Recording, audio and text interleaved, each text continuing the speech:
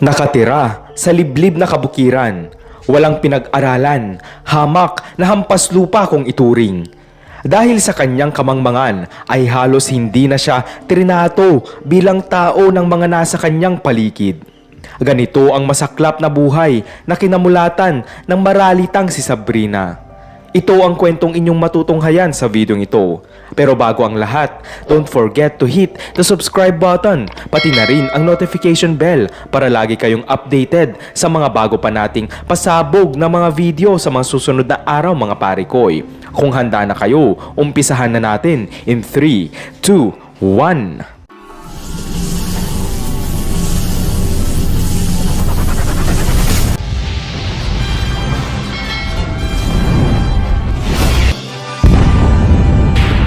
Lumaking kinukutya at tinahamak dahil sa panghuhusga sa kanilang pamilya ay naging mailap sa mga tao si Sabrina. Dala ng labis na kahirapan ay parehas na hindi nakatungtong ng paaralan ang mga magulang ni Sabrina. Namulat ang mga ito sa pamilyang hindi naging prioridad ang edukasyon o kahit ano pamang bagay maliban sa makaraos sa pang-araw-araw nilang pamumuhay. Sa dulo ng kabukiran, malapit sa kagubatan, nakatirik ang maliit na kubong tirahan ni Sabrina kasama ang kanyang pamilya. Wala ni isa mang kapitbahay sina Sabrina dahil sa masukal at sobrang liblib ng lugar kung saan sila naninirahan. Tanging sa mga tanim lamang nilang mga gulay, kumukuha ng ikabubuhay sina Sabrina. Sa kabila ng payak nilang pamumuhay, ay payapa at masaya naman ang pamilya ni Sabrina kapag sila ay nasa kanilang munting tahanan. Subalit, kabaliktaran ito sa oras na sila ay tumapak na sa lugar na kinaroroonan ng mga tao sa kanilang baryo. Dahil ang kanilang kapayapaan ay mapapalitan na ng pangamba at pasakit sa oras na sila ay makita ng mga kanilang mga kababaryo. Sa kabilang baryo, nagbebenta ng mga gulay nilang pananim si Sabrina dahil kinasusuklaman sila sa kanilang sariling lugar. Isang araw ay naglalakad si Sabrina, bitbit ang mga gulay at mga prutas upang magtinda sa kabilang baryo.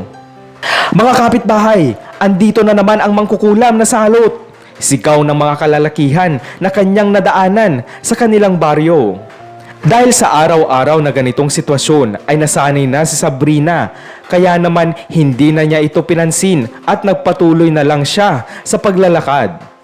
Subalit, sa pagkakataong ito ay iba ang naging takbo ng mga pangyayari. Imbis na hayaan na lamang nilang dumaan si Sabrina, ay kinuyog siya ng mga tao. Itinapon nila ang kanyang mga paninda. Itinulak nila si Sabrina upang siya ay mapasubsob sa putikan. Itinayo siya, hinawakan ang kanyang mga kamay, sinabunutan upang umangat ang kanyang mukha.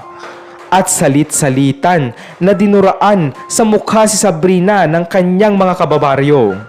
Kahit anong iyak at pagmamakaawa ni Sabrina, ay walang tigil pa rin ang mga tao sa pang-aalipusta sa walang kalaban-laban na si Sabrina. Lahat ng pinakamasakit na salita, galit at puot ng mga tao ay walang kalaban-laban na tinanggap ni Sabrina. Lingid sa kaalaman ni Sabrina, ay napeste pala ang lahat ng pananim ng mga tao sa kanilang baryo at ito ay kanilang isinisisi sa pamilya ni Sabrina dahil nga sila ay pinagbibintangan na mangkukulam at salot sa kanilang lugar. Lahat ng sakuna na dumaan sa kanilang baryo at lahat ng mga nagkakasakit doon ay ang itinuturo nilang may kagagawan ay ang pamilya ni Sabrina.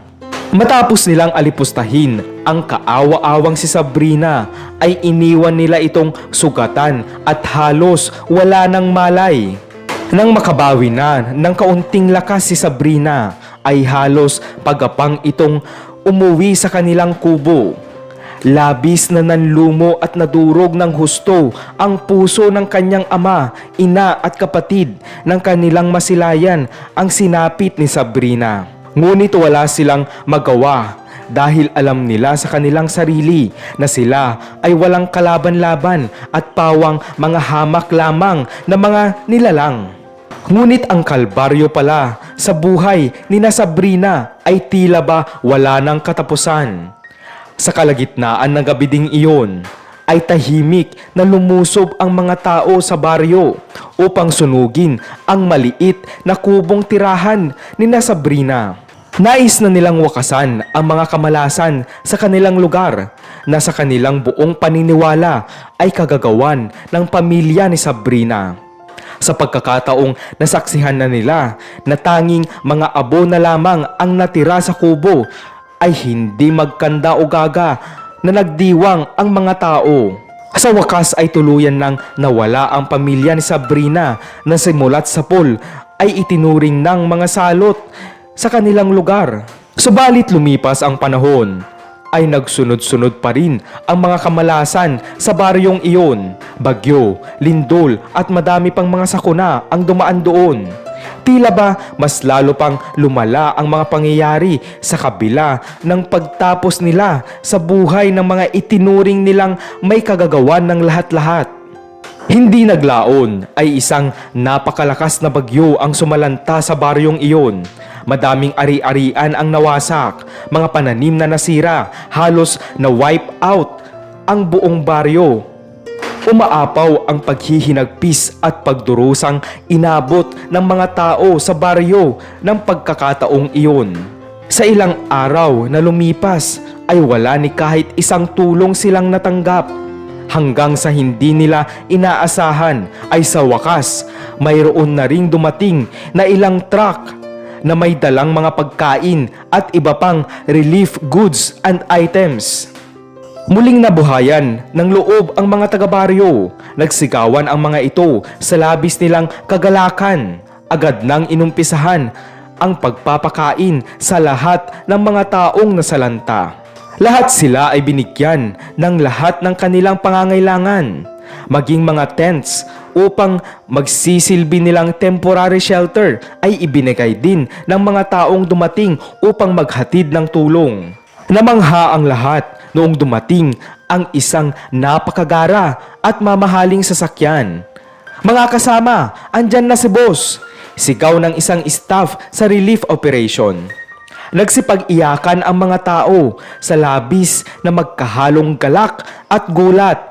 Hindi makagalaw at parang natigil ang mundo ng mga tao doon dahil tila pamilyar ang napakayamang babae na bumaba sa mamahaling sasakyan at tinatawag ng mga staff na boss. Si Sabrina kasama ang kanyang pamilya. Tama, sila pala ang mga tao sa likod ng relief operation. Sukdulan, nakilabot at pagtataka ang bumalot sa buong baryo sa oras na iyon. Paano nangyaring nasa kanilang harapan ngayon ang pamilyang buong akala nila ay kanila nang tinapos ang mga buhay nila? Sa kabila ng lahat, ay namutawi kay Sabrina ang likas nitong kabutihan at kababaang loob. Noong nalaman niya ang sinapit ng baryong kanyang kinamulatan, ay agad itong gumawa ng aksyon upang maghatid ng tulong sa mga dati nilang kababaryo na simulat sa pool ay humamak at umanipusta sa kanila. Lingid sa kaalaman ng lahat, ay noong nangyari ang masaklap na sinapit ni Sabrina sa mga tao doon, ay agad silang pasekretong umalis na sa lugar na iyon. Kaya noong panahong sinunog nila ang kanilang kubo ay walang kamalay-malay ang mga tao na wala na pala ang buong pamilya ni Sabrina doon. Gamit ang kaunting perang na itabi nila mula sa paglalako ng gulay ay nairaos nila ang ilang araw upang mabuhay. Nanirahan sila noon sa tambakan ng basura at doon ay namuhay na rin sa pangangalakal ng basura. Hanggang sa naalala ni Sabrina ang itinuro noon ng kanyang suki na laging tumataya noon sa loto. Kaya naman naisipan ni Sabrina na tumaya din sa loto at ito naman ay pinalad na manalo ng limpak-limpak na salapi. Isa-isang humingi ng tawad ang mga tao kay Sabrina at sa kanyang pamilya. Nagtuloy-tuloy ang tulong na ibinigay ni Sabrina sa mga tao hanggang sa unti-unti silang makabangon. Samantala, ang pamilya ni Sabrina ay namuhay ng marangya, payapa at masaya na malayo sa mga taong mapanghusga at mapang-api. Salamat muli mga parakoy. Kung nagustuhan nyo ang videong ito, huwag na kayong mahiya na magbigay ng isang like. And don't forget to share na rin ang videong ito para mas marami pang ma-inspire na mga tao. At kung bago ka lang sa aking channel, don't forget to hit the subscribe button, pati na rin ang notification bell para lagi kayong updated sa mga bago pa nating pasabog na mga video sa mga susunod na araw mga parikoy. Hanggang sa muli, salamat!